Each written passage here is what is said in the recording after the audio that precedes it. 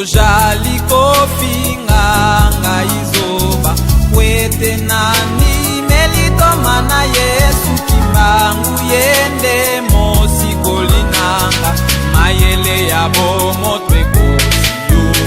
Né en 1887, il a commencé son œuvre le 6 avril 1921. Arrêté en 1921, il est arrivé au Katanga le 19 janvier 1922. Lubumbashi est le chef-lieu de la province du Katanga ancienne, actuellement au Katanga. À son arrivée à Lubumbashi, le 19 janvier 1922, Papa Simon Kimbangu est passé de la gare vers la grande place de la Poste, où les colonisateurs et les autochtones l'attendaient, poussant des cris hostiles contre lui sous l'influence des colonisateurs. Le 19 janvier 1922, Papa Simon Kimbangu arrive au Katanga à bord d'un train et escorté par des militaires belges. Au parquet, il y a passé nuit avant d'être acheminé à la prison centrale de Kassongo. Comme vous le constatez, nous sommes devant à l'intérieur de la gare à Lubumbashi. Nous voulons parler de l'arrivée de l'envoyé spécial de notre Seigneur Jésus-Christ. Nous citons Papa Simon Kimbangu au Katanga, chef-lieu Lubumbashi. Et il a passé ses 30 ans de passion ici à Lubumbashi. À son arrivée, il est descendu du train et il est passé par cette porte pour aller dehors où l'attendait l'escorte d'un commandant et ses militaires pour l'accompagner vers la gare où nous allons vous montrer les images tout à l'heure. Janvier 1900.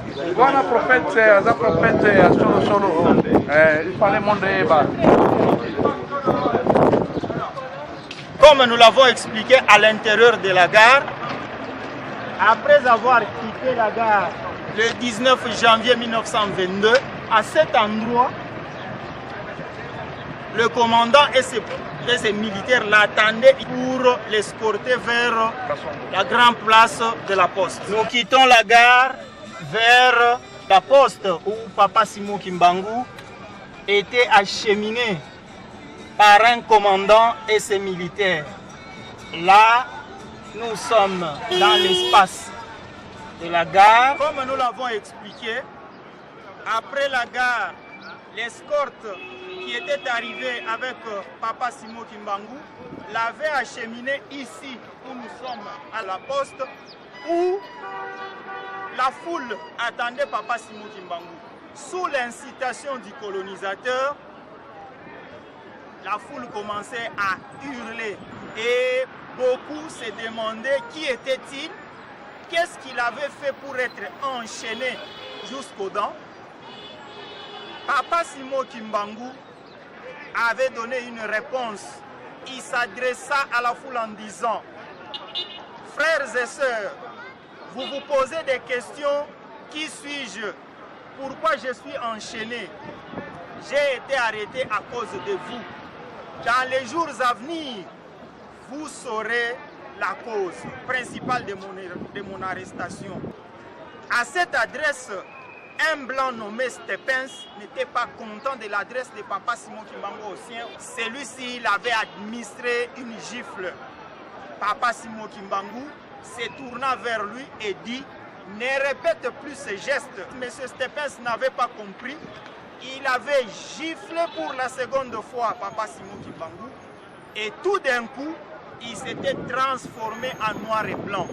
Malgré les supplications d'autres blancs, il était resté ainsi jusqu'à son acheminement en Europe. Et c'est ainsi, après cet événement, Papa Simon Kimbangu sera acheminé vers le parquet où nous devons aller tout de suite. Nous sommes toujours le 19 janvier 1922. Après la grande place de la Poste, l'envoyé spécial de notre Seigneur Jésus-Christ, Papa Simon Kimbangu, était acheminé ici au palais de justice. Et c'est ici qu'il avait passé nuit Et le 20 janvier 1922, il va être acheminé maintenant à la prison centrale de Kasombo, où nous allons vous faire visiter tout à l'heure la grande porte qui nous amène vers la prison centrale de Kasombo, où nous allons vous expliquer les différents endroits de torture.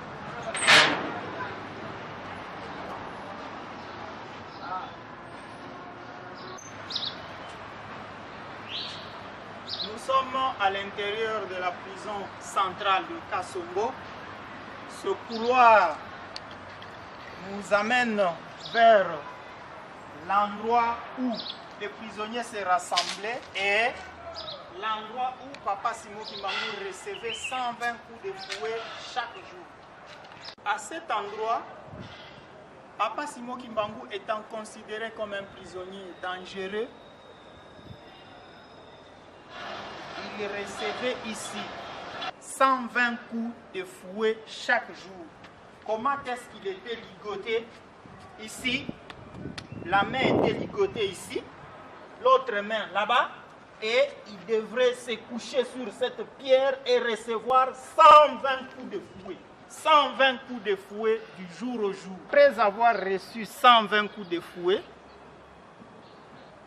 dans ces blessures, pour accentuer la torture, le colonisateur a mené chaque fois Papa Simon Kimbangu dans un puits de torture.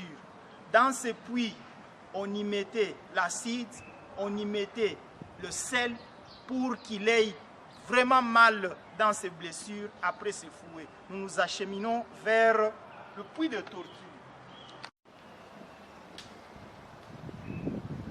Après avoir reçu le fouet,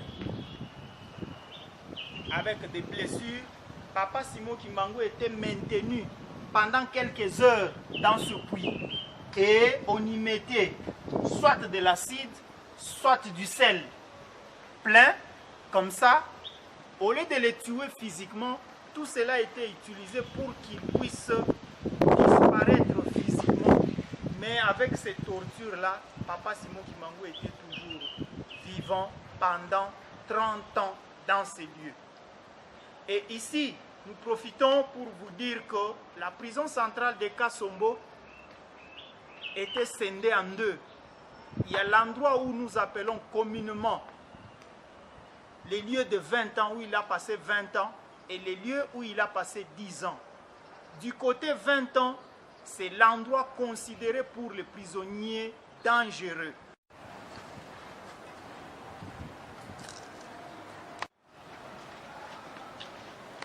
En voyant ces images, vous comprendrez que l'envoyé spécial de notre Seigneur Jésus-Christ a connu des tortures, a connu une souffrance atroce pendant 30 ans pour que cette libération soit totale. Nous sommes dans un processus. Ces murs séparent le côté où nous appelons 20 ans de la prison centrale de Kasombo et le côté 10 ans.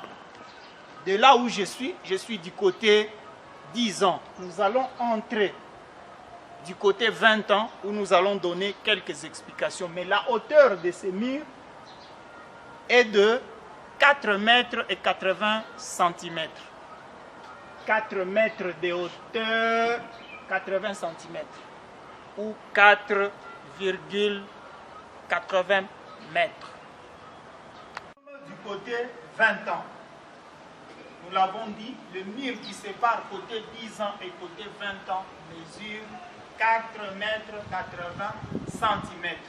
De ces côtés étaient logés les hommes et la petite porte ici, c'est vers l'emprisonnement des femmes. À son arrivée, l'envoyé spécial de notre Seigneur Jésus-Christ, nous citons Papa Simon Kimbangu, était installé dans la cellule numéro 87. Dans cette cellule, à son arrivée, Papa Simon Kimbangu y était installé pendant quelques jours ou 7 jours avant d'aller à l'endroit où était bien aménagé pour sa sécurité. Après la cellule numéro 87, Papa Simon Kimbangu a passé plusieurs temps ici. Il s'agit de ce véranda-là qui est bétonné et il y a 2 cellules à l'intérieur. Pourquoi Papa Simon Kimbangu était amené ici? Il y avait un fou qu'on appelait Mwamba Kifutwe qui était très meurtrier. Et ce fou, chaque fois qu'on voulait éliminer physiquement un prisonnier, on le mettait juste à côté de ce fou et pendant quelques minutes, pendant quelques heures, le fou parvenait à étrangler un autre prisonnier. Et c'est dans ce but-là, étant donné que la peine de mort était commuée à une peine à perpétuité, le colonisateur cherchait toujours par quel moyen éliminer physiquement l'envoyé spécial de notre Seigneur Jésus-Christ. C'est pourquoi nous avons expliqué le 120 coups de fouet. Après le 120 coups de fouet, il fallait l'amener dans ce puits de torture où il y avait de l'acide, soit c'est de l'acide sulfurique, soit c'est du sel.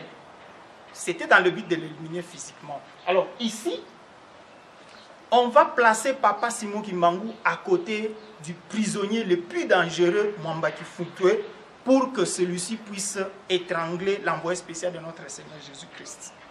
À la grande surprise du directeur de la prison, le soir, en venant vérifier le sort de Papa Simon Kimbangu devant ce fou,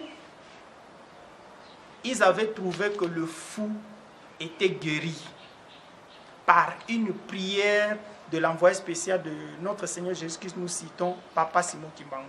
Et Papa Simon Kimbangu avait prophétisé sur ce fou le jour de sa sortie en prison, et il était sorti le même jour.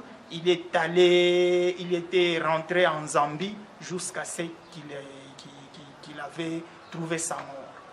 Et maintenant, nous allons donner les mesures de la cellule où était incarcéré Papa Simon Kimbangu pendant 30 ans. Nous présentons la hauteur, la largeur et même le socle de la cellule où était emprisonné Papa Simon Kimbangu. La hauteur de cette cellule est de 2,55 m. La largeur de la cellule est de 1,58 m. Et la longueur de la cellule est de 2,46 m. À côté du socle, nous avons une petite toilette. À côté du socle, une petite toilette à côté du socle. Maintenant, la hauteur du socle où passait nuit Papa Simon Kimbangu a pour mesure 48 cm. La hauteur du socle a pour mesure 48 cm. La largeur du socle est de 70 cm. Et la longueur du socle est de 1,80 m. La longueur du socle est de 1,80 m. Après que le colonisateur ait constaté pendant 20 ans que Papa Simon Kimbangu était un prisonnier modèle, que toutes les accusations contre lui étaient fausses, on va prendre Papa Simon Kimbangu du côté de 20 ans, comme nous venons de l'expliquer, pour l'acheminer du côté 10 ans où nous allons visiter tout à l'heure. Dans cette cellule, Papa Simon Kimbangu avait passé 10 ans. Quelles sont les mesures de cette cellule? La cellule que vous voyez a pour hauteur 2,95 m, largeur 2,21 m et longueur 3,54 m. Papa Simon Kimbangu avait passé ici 10 ans et pendant cette période, c'était pour alléger la peine, mais il était toujours en prison. Pour ceux qui lisent l'histoire de Papa Simon Kimbangu, ceux qui ont déjà vu une photo où il tient un balai qui prend feu, c'était à cet endroit. Qu'est-ce qui s'était passé? Pour votre mémoire, dans la prison centrale de Kasumbo, pendant 30 ans, Papa Simon Kimbangu a opéré beaucoup de miracles. Comme ce que nous voulons vous dire tout à l'heure, c'était passé à cet endroit. Un dimanche, le directeur de la prison avait demandé à Papa Simon Kimbangu de balayer. À Papa Simon Kimbangu de répondre, un dimanche, je ne peux pas travailler, c'est un jour du Seigneur. À l'insistance du directeur de la prison, Papa Simon Kimbangu avait pris le balai d'un coup pour balayer et le balai avait pris feu. C'est comme ça que vous voyez dans certains livres où on parle de Papa Simon Kimbangu avec une photo d'un balai qui prenait feu. C'était à cet endroit. Et toujours dans la prison centrale de Kasumbo, Papa Simon Kimbangu a opéré beaucoup de miracles. Les aveugles recouvraient leur vue ici. Et il avait prédit pour beaucoup de prisonniers leur sortie. Cela s'était réalisé. Arrivé le 4 octobre 1951, à cet endroit que vous voyez, le 4 octobre 1951, comme vous constatez la cellule bien cadenassée, le matin du 4 octobre 1951, Papa Simon Kimbangu quitte miraculeusement cette cellule qui était bien cadenassée et il était venu s'asseoir ici avec sa couverture de prison.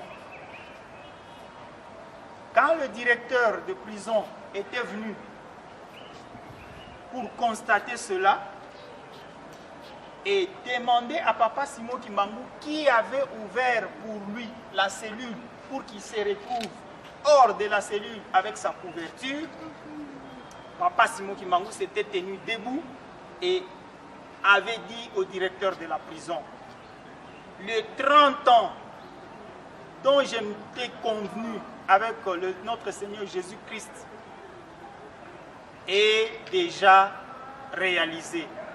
À partir d'aujourd'hui, 4 octobre 1951, je ne peux pas rentrer dans cette prison.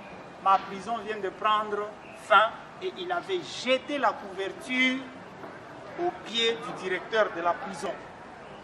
Malgré toute tentative de vouloir le retourner dans sa cellule, il n'y était pas rentré jusqu'à ce qu'il était acheminé à l'hôpital Janson Sendwe, juste à côté, l'étage que vous voyez à côté, dans la salle 7. Là aussi, il y avait beaucoup de miracles et aussi il avait prédit beaucoup de choses aux soldats, à l'instar du soldat de garde Issa Kwabango. Il leur avait parlé de l'avenir du pays, il leur avait parlé des guerres qui allaient arriver et que eux ne pouvaient pas succomber à ces guerres-là. Et avant sa mort, il s'était tapé 3 coups de poing du côté gauche, 3 coups de poing de sa poitrine du côté droit et il était parti en paix comme il avait bien prédit devant les soldats. Et nous sommes dans l'enceinte de l'hôpital Janson Sendwe. La salle que vous voyez devant vous, c'est la salle 7 où Papa Simon Kimbangu était acheminé. Il était ici. Il avait prédit sa mort le 12 octobre 1951 à 15 h aux militaires de garde et il avait rendu l'âme le même jour du 12 octobre 1951. Après avoir rendu l'âme, il était acheminé à la morgue, c'est de l'autre côté. Et à la morgue, le docteur avait demandé l'autopsie. Après avoir passé par l'autopsie, le docteur et sa suite avaient constaté que Papa Simon Kimbangu n'avait ni intestin, ni cœur, ni quoi qu'à l'intérieur de son ventre. C'était étonnant et cela était gardé secret. Quand il était décédé le vendredi 12 octobre 1951, l'inhumation était intervenue le samedi 13 octobre 1951. Le mausolée de Papa Simon Kimbangu à Lubumbashi. Après sa mort le vendredi 12 octobre 1951, l'inhumation était intervenue le samedi 13 octobre 1951. Le 25 mars 1960 a lieu l'exhumation du corps de Papa Simon Kimbangu. En dépit du fait qu'il est resté 9 ans dans la tombe et qu'il n'avait pas fait l'objet d'un traitement chimique. Le corps de Papa Simon Kimbangu n'a pas subi de corruption. Ici, le mausolée de Papa Simon Kimbangu, où il a passé 9 ans. Et après l'exhumation en 1960, le corps est resté intact jusqu'à ce jour et repose au mausolée de Nkamba, Nouvelle-Jérusalem. Quelques témoignages de ceux qui ont vécu avec Papa Simon Kimbangu dans la prison centrale de Kasombo. Durant 30 ans, Papa Simon Kimbangu a fait beaucoup. Et pour le pays, et pour ses contemporains, pourquoi pas ses collègues prisonniers. Nous avons le témoignage de Papa Joseph. Papa Simon Kimbangu parlait toutes les langues. Mais seulement, lui, je n'ai jamais vu Simon causer avec un type, avec un interprète. Pour dire il cause avec l'homme directement, il cause avec lui directement. C'est un polyglotte. Moi, je parlais avec lui en français, du Congo, et Lingala. Selon lui toujours, Papa Simon Kimbangu avait opéré beaucoup de miracles. À l'occurrence, ses propres yeux étaient guéris par Papa Simon Kimbangu. Donc il avait échappé à l'opération, mais Papa Simon Kimbangu l'avait guéri jusqu'à ce jour. À l'âge dont vous le voyez, il continue à lire sans lunettes. Les médecins oculistes n'étaient pas là. Alors, on m'a dit, bon, Kwenda kwa sœur Raymondine. Je me rappelle encore le nom parce que avec cette sœur, nous avons une affaire. Bon. Je vais chez sœur Raymondine. Je me regarde les yeux. Je dis, bon, ce n'est pas grave. Hein. On peut donner un produit.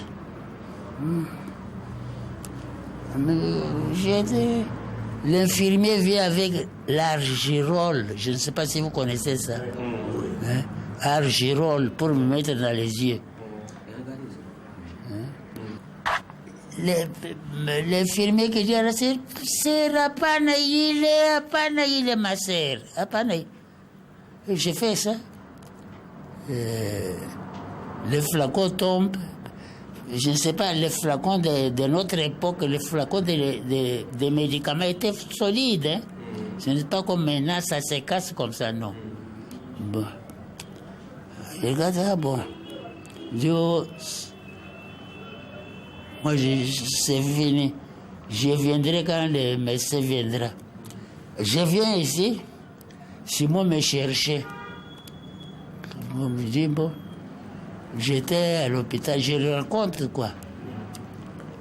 J'étais à l'hôpital, voilà, on allait me mettre tel produit. Il me dit, écoutez, cette sœur qui allait vous mettre tel produit là, hein, on va les tuer. Et c'est toi qui mettrais la corde au cou de son assassin. Et ça s'est passé comme ça. Ça s'est passé comme ça. Et puis Simon m'a dit, n'allez plus à l'hôpital pour tes yeux. Il m'a touché ici. Je ne porte pas de lunettes. Tu sais combien d'années j'ai? Non. Non, bon. Je suis né le 2 février 1928. Allez, calculez maintenant, vous saurez mon âge. Je peux lire même à la bougie. C'est un type spécial. Qu'est-ce qu'il t'a dit quand il t'a tenu? Il m'a dit non, vous ne porterez jamais de lunettes, c'est tout. Ah bon? Il fait ça. Selon Papa Joseph, Papa Simon Kimbangu sortait de la prison et y retournait quand bien même la barrière était cadenassée, très bien fermée. Bref, Papa Simon Kimbangu était vraiment libre et incontrôlé par le colonisateur dans la prison. Charles, quand il est arrivé, nous sommes sortis avec Simon pour aller le voir. Mais il sortait comme ça. Lui, quand il sort avec vous, qu'est-ce qu'il va vous voir? Je ne sais pas. Qu'est-ce qu'il va vous voir? Oh, qui veut vous voir? Déjà, quand nous rentrons, avant que nous arrivions à la porte s'ouvrait elle-même. Un autre fait plus important à signaler, l'avenue où nous sommes. Jusqu'à ce jour, l'avenue est dénommée Kimbangu, ici à Lubumbashi.